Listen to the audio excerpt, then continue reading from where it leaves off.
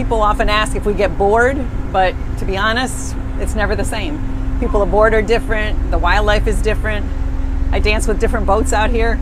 Judy Bixler and her husband Tom have been the owners, as well as at the helm, of Talbot County's historic Oxford-Bellevue Ferry since 2002. We've done everything from pre-weddings to re-weddings to memorial services. We also have had opportunity when we had the dolphins coming up the river. And I counted, in my mind, well over 100 one time. On the ferry this day, making the trip across the Treat-Avon River, bicyclist Lisa Sofer from Shrewsbury, Pennsylvania, on the last leg of the Eastern Shore Classic bike ride. We start in St. Michael's, and then we ride out St. Michael's Road, make a right on the Easton Bypass, out Oxford Road, and then we go through the gorgeous town of Oxford and hop on the ferry, and then that will take us over to Bellevue, and then we go from Bellevue to St. Michael's back to our car, and in the process we enjoy all the little towns on the Eastern Shore.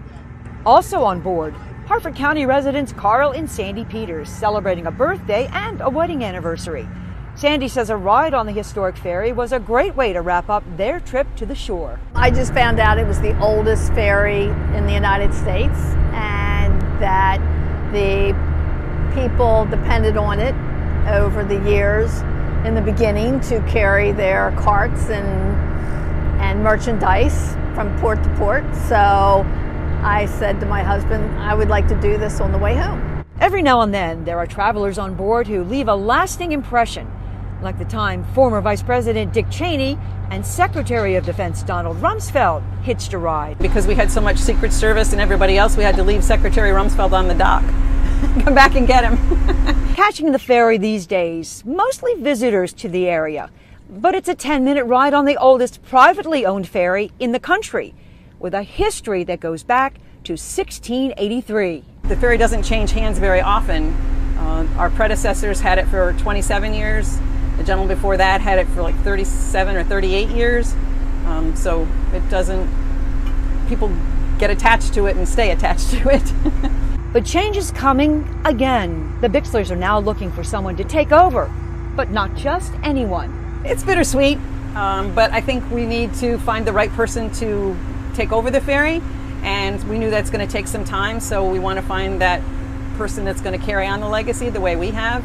Tom says they want to make sure the ferry's future is secured, but also that the past is not forgotten.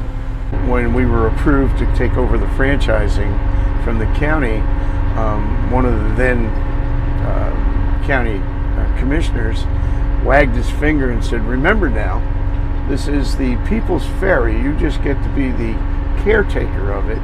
And don't forget, this is the crown jewel of Talbot County." As I have always said since day one, the ferry's not going to stop on my watch. It has to keep going. On the Treat-Avon, Sue Copen for State Circle.